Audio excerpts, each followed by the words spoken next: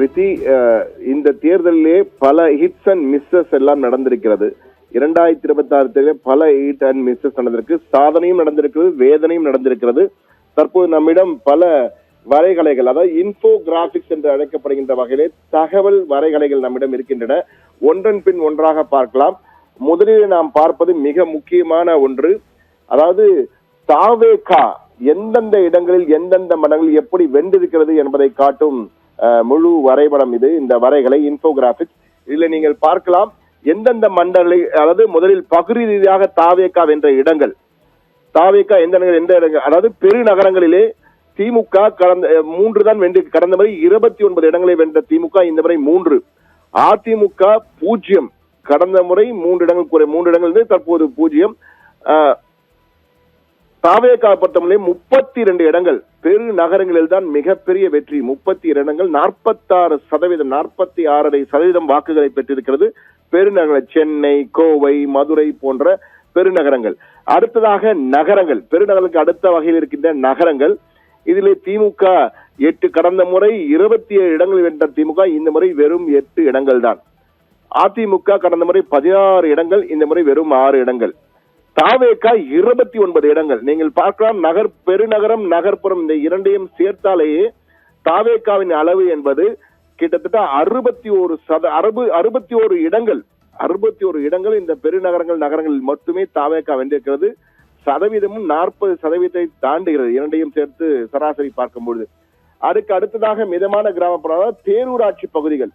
பேரூராட்சி பகுதியில் பார்த்தீர்கள் தாவேகா 30 இடங்கள், இங்கு குறைவாக திமுக 52, அதிமுக 39, தாவேகா 38 எடுத்திருக்கிறது. 31.40% வாக்குகள். அதே போல கிராமப்புறங்களிலும் பார்த்தீர்கள் தாவேகா 8 இடங்கள் தான். இது மிக தெளிவாக ஒரு விடயத்தை நமக்கு சொல்கிறது. கிராமப்புறங்கள், பேரூராட்சி, ஊரக பகுதிகளில் தாவேகாவின் செல்வாக்கு என்பது நகர்ப்புறங்களைப் போல் இல்லை என்பதை மிக தெளிவாக சுட்டிக்காட்டுகிறது. பெருநகரங்கள் நகரங்களிலே அள்ளி எடுத்திருக்கிறது இடங்களை நீங்கள் பார்க்கலாம். 32, 29, 38, 8 என்ற வகையில் வந்திருக்கிறது. கிட்டத்தட்ட 61 இடங்கள் நகர்ப்புறங்களில் மட்டுமே தாவேகா வென்றிருக்கிறது.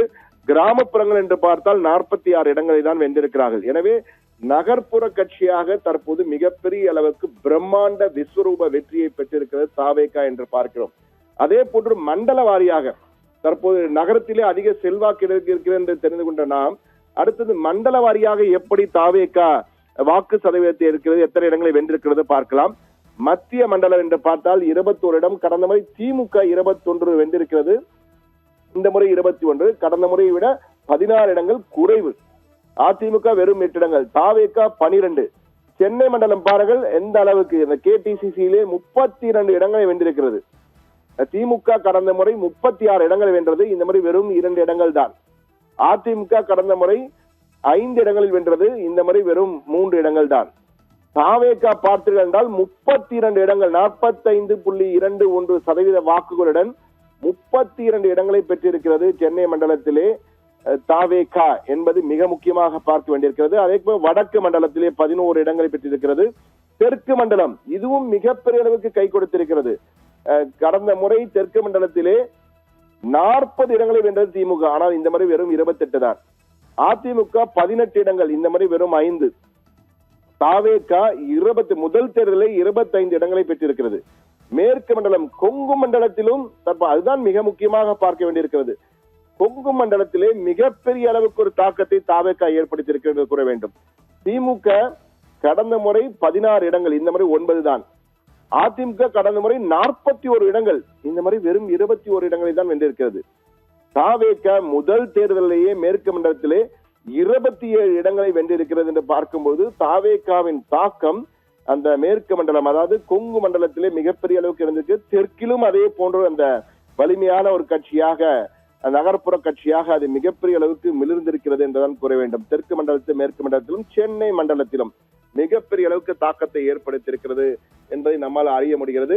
அடுத்ததாக நாம் பார்க்கும் வரைகளை மிக முக்கியமான வரைகளை, அதாவது தாவேகாவின் ஹிட் அண்ட் மிஸ் சாதனைகள் எல்லாம் பார்த்தலாம். அடுத்ததாக பார்க்க போவது மிக முக்கியமான யார் அதிக அளவிலே வாக்கெடுத்தார்கள், குறைந்த அளவிலே வாக்கெடுத்தார்கள் என்றெல்லாம் பார்க்க போகிறோம். அந்த வரைகளை தற்போது வர இருக்கிறது. குறைந்த வித்தியாசத்தில் வென்றவர்கள், அதாவது இந்த தேர்தல் இதுவரை தமிழக தேர்தல் வரலாற்றிலே இல்லாத அளவுக்கு ஒரே ஒரு வாக்கினை அதிகமாக பெற்று சீனிவாச சேதுபதி, தாவேக்காவை சேர்ந்த சீனிவாச சேதுபதி திருப்பத்தூர், சிவகங்கை மாவட்டம் திருப்பத்தூர் சட்டமன்ற தொகுதியிலே வென்றிருக்கிறார். கிட்டத்தட்ட 6 வேட்பாளர்கள், 6 வேட்பாளர்கள் வெறும் 310 வாக்குகளுக்கிடையே வெற்றியை பெற்றிருக்கிறார்கள். இரண்டாவதாக வேப்பனஹள்ளியிலே சீனிவாசன் 138 வாக்குகள் வித்தியாசம். கன்னியாகுமரியிலே தலவாய் சுந்தரம் இரட்டை இலை 214 வாக்குகள் வித்தியாசத்திலே வெற்றி. போலூரிலே அபிஷேக் விசில் சின்னம் தாவேகா 227 வாக்குகள். திருக்கோவிலூரில் பழனிசாமி இரட்டை இலை 285 வாக்குகள். பரமத்தி வேலூரிலே சேகர் இரட்டை இலை 308 வாக்குகள் என இவர்கள்தான் குறைந்த அளவு வாக்கு வித்தியாசத்தை வெற்றி பெற்ற முதல் டாப் 6 பிளேயர்ஸ். அந்த குறைந்த வாக்கு வித்தியாசம். அடுத்ததாக அதிக வாக்குகள் வித்தியாசத்திலே வென்றவர்கள் டாப் 5 யார் யார் இருக்கிறார் என்று பார்க்கலாம். அதிக வித்தியாசத்திலே வென்றவர் என்று பார்த்தால் பழனிசாமி, எடப்பாடி தொகுதியிலே எடப்பாடி பழனிசாமி 98,110 வாக்குகள். தமிழகத்திலேயே 2026 சட்டமன்ற தேர்தலில் அதிக வாக்குகள், கடந்த முறை 1 லட்சம் வாக்கு அதிகமாக ஆத்தூரிலே பெரியசாமி வென்றார். ஆனால் இந்த முறை பழனிசாமி, எடப்பாடியிலே பழனிசாமி 98,110 வாக்குகள் வித்தியாசத்தில் வெற்றி.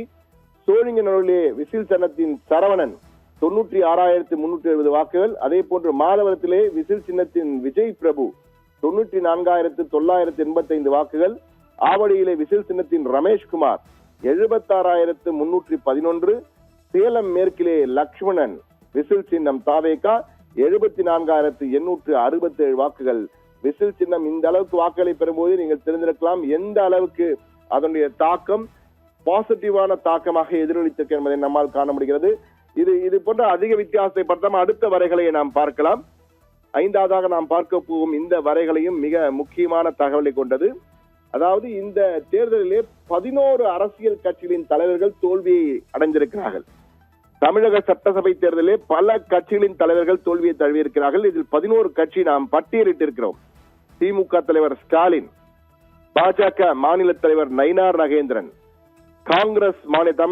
காங்கிரசினுடைய மாநில தலைவர் செல்வ பெருந்தகை, நாம் தமிழரின் தலைமை ஒருங்கிணைப்பாளர்கள் சீமான், கொங்குநாடு மக்கள் தேசிய கட்சியின் பொதுச் செயலாளர் ஈஸ்வரன், புதிய தமிழகம் தலைவர் கிருஷ்ணசுவாமி, டாக்டர் கிருஷ்ணசுவாமி, தென்னிந்திய ஃபார்வர்ட் பிளாக் தலைவர் திருமாறன், புரட்சி பாரதம் தலைவர் ஜெகன்மூர்த்தி, சிங்க தமிழர் முன்னேற்ற கழகத்தின் தலைவர் பரதன், தமிழர் தேசம் தலைவர் செல்வகுமார், SDPI கட்சியின் தலைவர் முபாரக். இந்த 11 தலைவர்களும் இந்த சட்டமன்ற தேர்தலில் தோல்வி அடைந்திருக்கிறார்கள். எனவே 2026 தேர்தலில் ஹிட் அண்ட் மிஸ், சாதனையும் வேதனையும். இந்த தோல்வியடைந்த தலைவர்களுக்கு நிச்சயம் வேதனை இருக்கும். சாதனை ஏற்கனவே நாம் பார்த்தோம். அது மட்டுமல்ல, தாவேகாவின் செல்வாக்கு என்பது நகர்ப்புறங்களிலே மிகப்பெரிய அளவுக்கு இருந்திருக்கிறது. பெரு நகரங்களிலும் நகர்ப்புறங்களிலும் பெரும் அளவுக்கு இருந்திருக்கிறது என்பதை வரைகளின் மூலமாக மிக தெளிவாக பார்த்தோம். மீண்டும் ஒரு முறை அந்த நகரங்களிடையே எப்படி இருக்கிறது தாவேகாவின் செல்வாக்கு என்பதை பார்க்கலாம். அந்த வரைகளே மண்டலம் ரீதியாக அல்ல, மண்டல ரீதியாக பார்த்தாலும் நீங்கள் பார்த்தாலும் அந்த வடக்கு, மேற்கு, தெற்கு, சென்னை மண்டலங்களே மிகப்பெரிய அளவுக்கு வரலாற்று வெற்றியை பெற்றிருக்கிறது தாவேகா தான் கூற வேண்டும். ஆனால் நகர்ப்புறங்கள், பெருநகரங்கள் என்று பார்த்தால் அடுத்த வரைகளில் பார்க்கலாம். அதிலே மிக தெளிவாக கொடுத்திருக்கிறது. நகர்ப்புறங்களிலே செல்வாக்கு மிகுந்த ஒரு கட்சியாக தாவேகா மிகப்பெரிய அளவுக்கு வந்திருக்கிறது என்பதை நம்மால் பார்க்க முடிகிறது. எனவே அந்த நகர்ப்புற கட்சியாக தாவேகா தற்போது சட்டமன்றத்திலே மிகப்பெரிய அளவுக்கு சக்தியுடன் நுழைந்திருக்கிறது என்பதை நம்மால் காண முடிகிறது நேயர்களே.